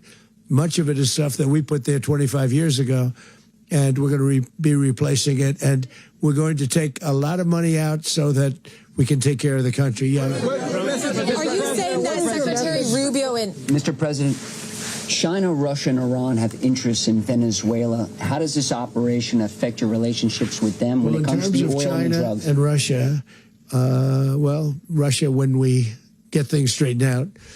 But in terms of other countries that want oil, we're in the oil business. We're going to sell it to them. We're not going to say we're not going to give it to them. In other words, we'll be selling oil probably in much larger doses because they couldn't produce very much because their infrastructure was so bad. So we'll be selling large amounts of oil to other countries, many of whom are using it now, but I would say many more will come. Mr. President, are you saying that? Mr. President, thank you. What is your message to the people of Venezuela today? Of course, the civilian population specifically, they have a lot of questions. What is your message to the people of Venezuela? That you're going to have peace, justice. You're going to have some of the riches that you should have had for a long period of time. It was stolen from you. But you're going to have peace, and you're going to have safety. You're going to have justice. You're going to have a country. You're going to have a real country. You're going to have potentially a great country. You know, if you go back 20 years, maybe even a little longer ago, that was a great country, and they destroyed it. Remember I said that if we lose this election, the United States will be Venezuela on steroids. That's what would have happened. Had we lost the election, the 2024 election, we suffered so badly. When you look at the border from 2020, what they did, what Joe Biden administration did to our country should never be forgotten. But if we had to go through another year of that, we would be exactly where Venezuela was in terms. I used to say, if they win, we're going to be Venezuela on steroids, and that's what would have happened. President, thank you. Are you saying that Secretary Hegseth and Rubio are going to be running Venezuela, and will you be sending in U.S. military troops to provide? Team that's working with the people of Venezuela to make sure that we have Venezuela right. Because for us to just leave, who's going to take over? I mean, there is nobody to take over. You have a vice president who's been appointed by Maduro, and right now she's the vice president, and she's, I guess, the president. She was sworn as president just a little while ago. She had a long conversation with Marco, and she said, we'll do whatever you need. I think she was quite gracious, but she really doesn't have a choice. We're going to have this done right. We're not going to just do this with Maduro, then leave like everybody else, leave and say, let it go to hell. If we just left, it has zero chance of ever coming back. We'll run it properly. We'll run it professionally. We'll have the greatest oil companies in the world go in and invest billions and billions of dollars and take out money, use that money in Venezuela. And the biggest beneficiary are going to be the people of Venezuela. And also, I can't stress this strongly enough, the people that got thrown out of Venezuela that are now in the United States, and frankly, some want to stay and some probably want to go back, yeah. Done to protect Americans in the country, and were any of the detained Americans? Well, right now they're very protected because nobody's going to mess with us. They're very protected. The people of, and we let them know that you better not touch one of them. Are you concerned that bad elements of the Maduro regime will remain in place? Well, we know who they are. We're on them, and they're acting much differently now than they would have acted 2 days ago. Okay, wait, behind you, please. Mr. President, why is running a country in South America America first? Well, I think it is because we want to surround ourselves with good neighbors. We want to surround ourselves with stability. We want to surround ourselves with energy. We have tremendous energy in that country. It's very important that we protect it. We need that for ourselves. We need that for the world.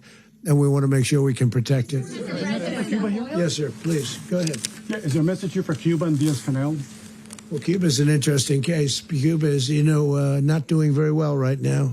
That system has not been a very good one for Cuba. The people there have suffered for many, many years. And I think Cuba is going to be something we'll end up talking about because Cuba is a failing nation right now, very badly failing nation. And we want to help the people of it's very similar in the sense that we want to help the people in Cuba, but we want to also help the people that were forced out of Cuba and living in this country. Do you want to say something about that, Marco, please? Well, I mean, I just gave you a statement a few minutes ago about, when the president speaks, you should take him seriously. Suffice it to say, Cuba is a disaster. It's run by incompetent, senile men, and in some cases, not senile, but incompetent nonetheless. It has no economy. It's in total collapse. And by the way, they were, all of the guards that helped protect Maduro, this is well known, their whole spy agency, all that were full of Cubans. I mean, it's amazing. This poor island took over Venezuela in some cases. One of the biggest problems the Venezuelans have is they have to declare independence from Cuba that tried to basically colonize it from a security standpoint. So, yeah, look, if I lived in Havana and I was in the government, I'd be concerned, at least a little bit. Cutting off the oil flow to Cuba from Venezuela? Well, the president already announced a week ago that anything that's sanctioned oil, it's not going to be allowed to get there. So that's a pre-existing. Mr. President. The answer is yes. Mr. President. Yes. Is the U.S. aware of the location of opposition leader Machado, and have you been in contact with her? No, we haven't. No, we haven't. Mr. President. Do you have any hesitations about Machado? Mr. President, on Monday. I think it would be very tough for her to be the leader. She doesn't have the support within or the respect within the country. She's a very nice woman, but she doesn't have the respect to be the leader. Mr. President, is it possible that the U.S. ends up administrating Venezuela for years, Well, it won't cost us anything because the money coming out of the ground is very substantial, so it's not going to cost us anything. We want safety there. We want to be surrounded by countries that aren't housing all of our enemies all over the world. That's what was happening, and you don't want to have that. But we're going to be rebuilding, and we're not spending money. The oil companies are going to go in. They're going to spend money. We're going to take back the oil that, frankly, we should have taken back a long time ago. A lot of money is coming out of the ground. We're going to get reimbursed for all of that. We're going to get reimbursed for everything that we spend. So it's going to be it's going to be a very important, this is a very big evening that took place last night. We have to be surrounded by safe, secure countries. And we also have to have energy, very important. We have to have energy that's real energy, not where they're getting 4% and 5% of the energy out of the ground. You take a look, it was such a disaster. So what's going to happen with Venezuela, I think, over the next period of a year is going to be a great thing. And the people of Venezuela will be the biggest beneficiaries. Mr. President, U.S. military. Mr. President, thank you. What did you last speak to Maduro about when you spoke? And is the U.S. Well, I don't want to get into the conversations, but I did have conversations with him, and I said, you got to surrender. And I actually thought he was pretty close to doing so, but now he wished he did, yeah. You said that Maduro is responsible for drug trafficking. You recently pardoned the former president of Honduras who was convicted on many drug trafficking. Can you explain how these two situations are different? Well, would you ever pardon Maduro? I endorsed, as you know, the winning president, the man who won in Honduras. I endorsed the man who won in Chile. I endorsed the man who won in Argentina. And we are doing very well with that whole group. What the man that I pardoned was, if you could equate it to us, he was treated like the Biden administration treated a man named Trump. That didn't work out too well for them. This was a man who was persecuted very unfairly. He was the head of the country. He was persecuted very unfairly. And there are a number of them. And we felt that it was a very unfair situation that happened to him. He's also a party member of the man who won. So obviously the people liked what I did. And one of the reasons that was done is because of the fact that the party in power felt very strongly that that man was treated very badly. I studied it very quickly, and then I studied it in great detail. I went to a lot of the people standing behind me, and they felt that that man was persecuted and treated very badly. That's why I gave him a pardon. You referenced boots on the ground earlier. Can you just sort of button this up? Do you envision the U.S. military having a presence in Venezuela as the U.S. runs that country? No, we're going to have a presence in Venezuela as it pertains to oil, because we have to have, we're sending our expertise in. So you may need something, not very much. But no, we're going to be taking out a tremendous amount of wealth out of the ground. And that wealth is going to the people of Venezuela and people from outside of Venezuela that used to be in Venezuela. And it goes also to the United States of America in the form of reimbursement for the damages caused us by that country. So I want to thank you all very much. Thank you. Do you have one? Yes, please. You were so nice before. I'm going to give you the final question. Go ahead. Thank you, Mr. Unless President. it's a bad question, in which case I'll go one word. It's about who? It's about Putin, if you want. About Putin? Well, that's Okay. always nice You had to a talk phone- about Putin. You had a phone call with him on Monday. Did he talk at all about Maduro? Did y'all talk about this? No, we didn't. And We then- never spoke about Maduro. Are you mad at him right now? I mean, there's this I'm not intelligence. thrilled with Putin. I'm not thrilled with Putin. He's killing too many people. There was that I intelligence. thought that would be so. I settled 8 1/4 war. You know what the 1/4 was? Thailand and Cambodia. I did it again. They broke out, and I did it in about 5 hours, and I settled it. I'm giving myself 1/4, so I'm up to now 8 1/4. In other words, I settled the war, but then they broke out. They had a pretty bad breakout over the last 4 days. I got them to go back to peace. So I only give 1/4. I thought the easiest one would be, one of the easier ones would be Russia, Ukraine. It's not. And they both have done some pretty bad things. And look, that's Biden's war. That's not my war. But I want to stop the lives. Did you see where last month, 30,000, it was 27,000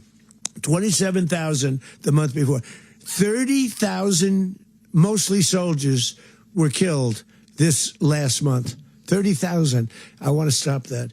You know, I got NATO to pay 5% instead of the 2% that they weren't paying. They weren't paying 2, now they pay 5. And we send them a lot of munitions. We send them a lot of things, missiles and various other things, a lot. And they pay. The United States is not losing money. We're probably making money on that. It's the last thing I care about. I just want to stop all those people. We're losing 25, 30,000 human beings that come from 2 places that are very far away. But if I can stop, because it's something I've been pretty good at doing, deals, I guess. It's all a deal. Life is a big deal. But if I can stop that war and stop 30,000 young people, in addition to the fact that people are being killed in Kiev, people are being killed in other cities throughout, a much smaller number, but they're being killed, viciously killed. So I'm not happy about it. I thought that would be something that would get solved.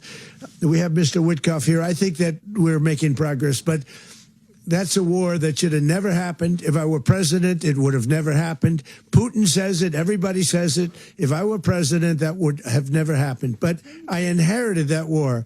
That was Joe Biden, Zelensky, and Putin. I came into the situation, and it's a mess. And I will say this. I watched an operation last night that was so precise, that was so brilliant. I mean, it was incredible. If we had our people, like this general, and our people involved, that war would not have gone on very long, that I can tell you. That war, to use an old term, that war has become a bloodbath, and we want it to get stopped. Thank you very much.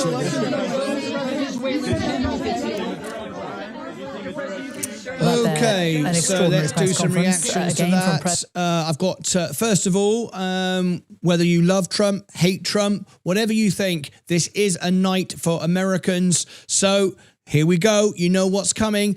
Tap the like button, leave your comments in the chat, and then we'll analyze this.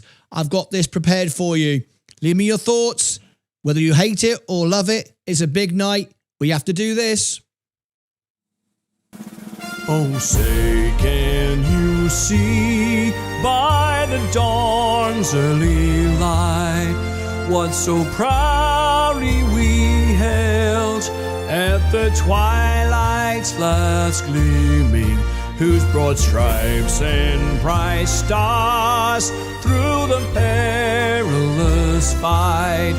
Oh, the ramparts we watched were so gallantly streaming, and the rockets' red glare, the bombs bursting in air, gave proof through the night that our flag was still there. Oh, say does that star-spangled banner yet wave? Oh, the land of the free and the home of the brave.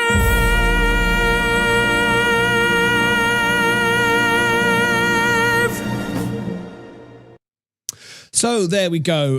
There's just my little tribute. I always like to try to pay respect to the countries. So if you did enjoy that and want to hear more, I was voted by Elton John as the World Piano Man. There is my music link in the chat, and you can see videos of me. I've got a video I did with got sort of Paul McCartney behind me and all kind of things. Go and check it out. So there is my music channel in the link for you right now. So let's just wrap this up. During this live stream, we were keeping a close eye on the Trump coin. I did warn everyone, do not buy this. I did, and I have shared with you live on the show, I have a direct White House press room contact. And during the inauguration, the family was selling their Trump and Melania coins at the table. Baron Trump was going to bring one out, and they stopped it because it looked too obvious. 55 wallets took all the money, and 8,000 wallets lost all the money. If you love Trump, you hate Trump, buy a souvenir. This coin has no value, and all the Trump family, 55 wallets, have dumped it all, and it's now nearly worthless. When this opened up, everyone bought it today, and it's dumping as fast as it went up. I told you right at the top, right at the very top, get out now, and I was right again. I literally have direct links to people with this stuff. So there you go. There is the Trump coin. Bitcoin is up slightly, not that much to talk about. So what is the market going to do when the market opens? Well, obviously, we're going to cover it live when the market opens. But this was a huge day. It changes everything in global policy. It just happened. There wasn't a united agreement from the United Nations. They just went in and did it. What does that mean? Well, you might love Trump, you might hate Trump, but here we are. It's been taken care of, and the situation has moved on. Now we've got boots on the ground in Venezuela. Hopefully, peace will be contained, and it looks pretty good so far. A lot of people in Venezuela seem to be very happy, so that's good. But what will it mean for the market? This is Martyn Lucas Investor. We cover the news, but we're an investment channel. What will it mean for the markets? Well, earlier on you had Sensei on the show. I don't know if Sensei is still watching. If you do, Sensei, live video phone in, or anybody else that wants to react. Sensei, Vaz, my team, or anybody else watching. If you want to call in, live video phone in is pinned to the top. I'll give it you now. You can have your opinion and say. Remember, everyone here can have their say. No one gets left behind. So if you want to call in and react to that, please feel free. You can now call in. The link is now pinned to the top and it's in the chat. If no one calls in, I'll wrap this up. My thoughts are the market will be volatile when it opens up. It's not World War III. We won't see any major reaction, but we will to the market show it doesn't approve of volatility, and it won't. So what I expect to do, as I prepared for this, I knew this was coming. I told you that the Venezuelan crisis was going to happen. I sold my S&P. I sold all of my crypto. I'm 100%, nearly $400,000, coming up to $500,000 in Coca-Cola. I've got $349,000 in the main account, another 50 plus in the Roth IRA. That's over $400,000. I'm expecting to be able to buy to sell my lots at $70 and some change Sunday night, and then my average will now move to $69, which is great. I'm preparing for a much bigger pullback. This is not the pullback, this is not the crash, but there will be a reaction. There has to be a reaction. The stock market can't just do nothing on what it's just seen. So there we go. No one's calling in. No one wants to be on the show. That's fine. So I will do a few comments and questions. Let me see what we have. British chap moved to the USA in 1991, now US citizen. Thank God for President Trump. Strongest president many years. British chap moved to the USA. Oh, in 1991. You are. Oh, Gadget chap, nice to meet you. Thank God for President Trump. Strongest president in many years, actually stands up against evil. Thank you for your thoughts. David Hensley, Martyn, an American heritage goes way back. So I can say you act more American with more respect to America than lots of Americans. So from one American to another, thank you, good sir. That's very kind. That's very kind. I aim to do my best. Thank you. Gold and silver, says TNT. So we wait for Sunday. We do. At least Venezuela doesn't have much silver, thank goodness. This changes absolutely nothing. Might even help the USA, said Kaiser. Oil coin next. Is market going to crash still? Crypto is holding steady. British chap moved to the USA in 91. Thank you. I've already read that. Thank you for all the links, David Hensley. Thank you for that. Gold and silver. Gold, silver, oil go higher. Gold, silver, oil, says RW Invest. India is the best country, says Jat. Thank you for your thoughts. Chevron going to go up, hopefully. So there you go. All comments and questions. Nobody wished to call in. Okay, I'm going to wrap this up. I want to thank everybody and announce another new feature. Another new feature to provide the best value service. No one on YouTube does this. No one. What I'm about to offer you now.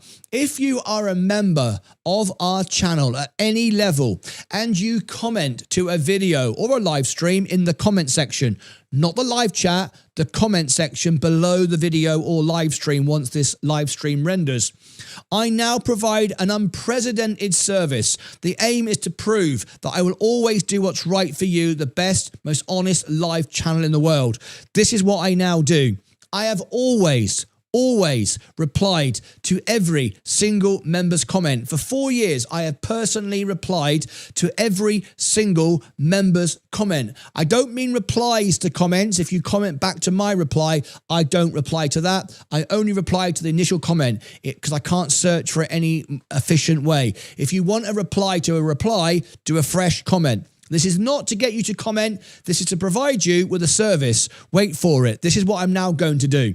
So I've always replied to every single comment. I post every member's comment and I reply to every member's comment. It takes me hours a day in the evening. Now, as of last night, I now go even further. When you comment to any of my videos or live streams below in the comments, I will give you an audio reply, an actual audio reply. So if you actually comment to me, I will give you a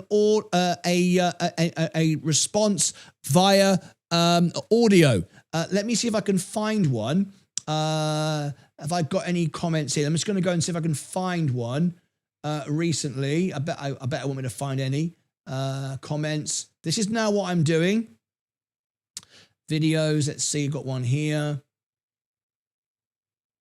Let me see. I'm trying to find. Will it play here? Transcribed voice reply. Does it play here? It only plays through the mobile device, I think. Okay. It goes through the transcribed voice reply. Right. It must be just on the mobile then. It must be just on the mobile. Look at this. This is what I now do. So these are replies. I reply to every member, but look, it says transcribed voice reply. See, this is what these are the words it's turned into. But on the mobile device, how can I show you that? Let me do this. Let me see if I can show you. So if I go to, which video was this? This is now a new service that I'm providing. No one does this. It takes a lot of time, but this is now what I'm doing. So if I go to my here and I go to videos and I did it for every single one now. Go here, go to comments. There you go. Right, so if I clear this away here, this is a new service. There you go.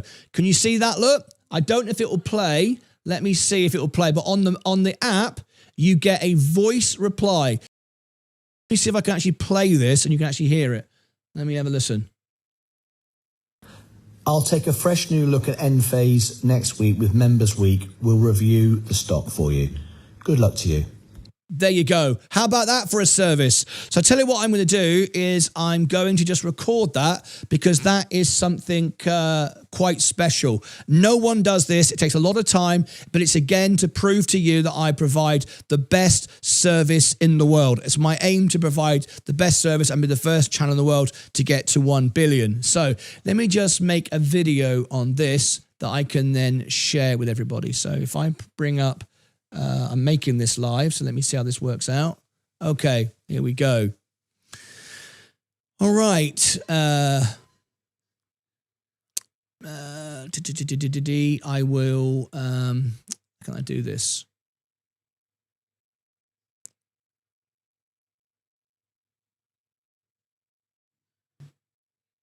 It's, I'm trying to think. I'll do it. Yeah. I know. I'll do it like this. Okay. I've not done this way before. Okay. A new service for all members. I try to aim to provide the best service on YouTube TV. And I think you're going to agree that this is one of the best perks I've ever introduced. Aiming to be the best, most honest, trusted service on YouTube TV and to be seen to be doing it. Not just to say I do things, but to do them.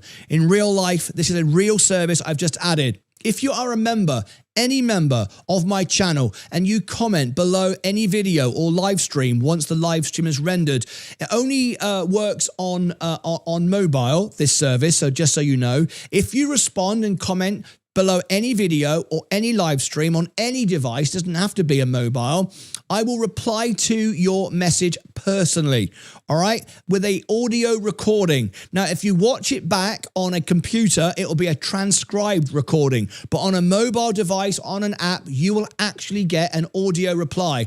I will take the time to reply to every single comment. I've done this now for 4 years, but now starting of midnight last night, I'm now replying to your comments on videos or live streams, not posts, just videos and live streams with an audio message. So you have a personal reply, every single member. It's real, it's genuine, it's me doing it. And here is one I left earlier. You can see it on the screen just over here. This is one of the videos I put out and someone commented. This was Hardy Bucks, did a comment. I replied to him and I left this voice message. This is what it says. I'll take a fresh new look at end phase next week with Members Week. We'll review the stock for you. Good luck to you. There you go. That is my personal reply. Now, if you reply to the reply, you will not get another reply to that because I don't do it that way. That's just too much. Well, if you want a further reply, and this is not to get you to comment, unlike YouTubers who say, comment to my videos and it helps the channel. It doesn't. It's just a service to you. It doesn't get me more views by you commenting. I do it as a service to you. If you comment, it's because you want to comment. It doesn't get me more views. I do it just to provide and be seen to be providing the best service. So when you comment, I will give you a voice reply to videos and live streams once they render. If you then want a reply to the reply, you'll have to do a fresh comment. That's not me asking you to do that so I get more views. It makes no difference to me how many times you comment. It doesn't get me more views or earn me any money. I do it as an honor to provide the best service to my members. So there you go. I'm making this during a live stream, so I better sign off now and go back to my live audience. How about that? I think you'll agree that's a great service. You can only hear these replies on the app. You will not hear them on the computer. It doesn't do that yet. Maybe it will. And also, it only works on videos and live streams. It doesn't work on posts in the community page. So there you go. Become a member. There are many more perks. This is a new one, and it's a new one for everyone. Click above my head, down below description. Over here and over here, I'll give you links of things you might need. Until next time, as always, take care of yourselves and each other. All right, I'll put that out at the end. So what do you make of that, folks? Let me wrap this up. Go back into... Come back out of there. I'm glad I was able to show you it. Back to there and to go back to comments and questions. What do you think? What do you think about that? Do you like that service? Let me end this poll. No one seems to be calling in.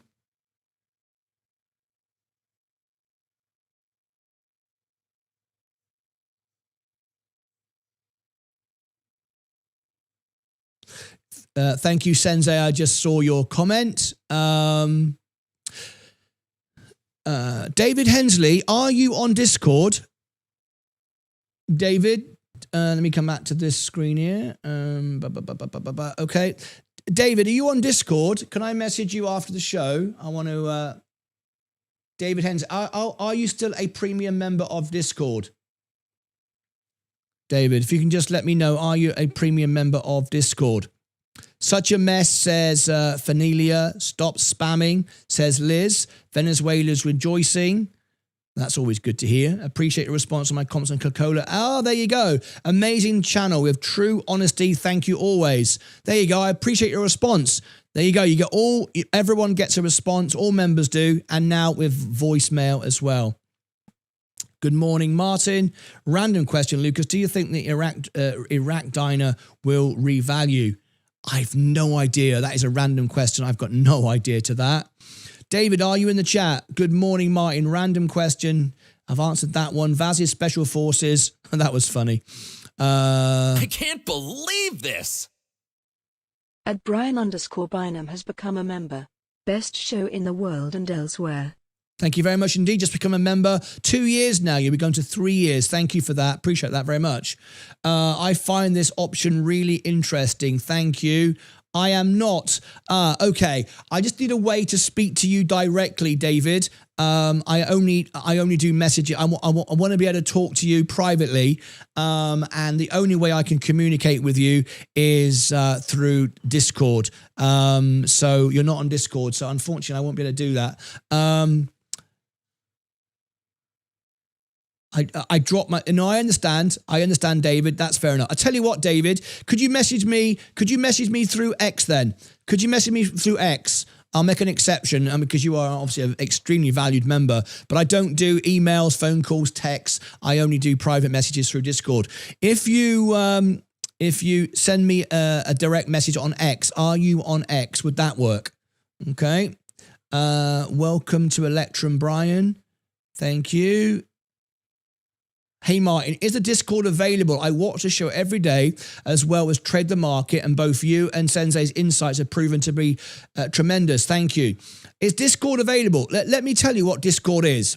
Discord is where I share my posts like I do elsewhere. However, there's a premium service where I reply to all of your comments backwards and forwards. So it's even more than YouTube. I go backwards and forwards and we can have voice conversations and so on. If you want to join Discord, it's $2.99 a month, and it does provide you the only way to communicate directly with me backwards and forwards, private calls or backwards and forwards. So it's even more than on YouTube, okay? If you do wish to join, this is what Discord looks like. You go to Discord. We have to have join server because Discord want everyone to join because they make money. We don't do that. So we don't even provide this service. If you join here, we kick you out. That's not to be rude. That's what it's called on Discord. What you do if you want direct link up with me, a private call with me, and answers to all your questions. This is a one-on-one backwards and forwards, not just a one comment like on YouTube. This is a backwards and forwards comment I can provide. It's $2.99. That's the lowest you can charge on Discord. That's what I do, just so you know. If you want that service, that's it. You have to click purchase down here. All right? Okay. Any more questions? So could you message me on X then? So, sir, how to become a professional trader? Well, I can't tell you how to become a professional trader. I can just answer your questions here on YouTube, Discord, live shows, and offer you my support, but I can't tell you how to become a professional trader. You have X. I do indeed. Of course, I'll message you on X. Right now, I'm doing a side job helping my elderly neighbor to move. I'll message you tonight. Thank you, David. Appreciate that. I shall look out for your message. Thank you very much indeed. Okay. That's it from me. So thank you ever so much, everybody who tuned in today. Let me just end this and ask you, remove that, unpin that very, very quickly then.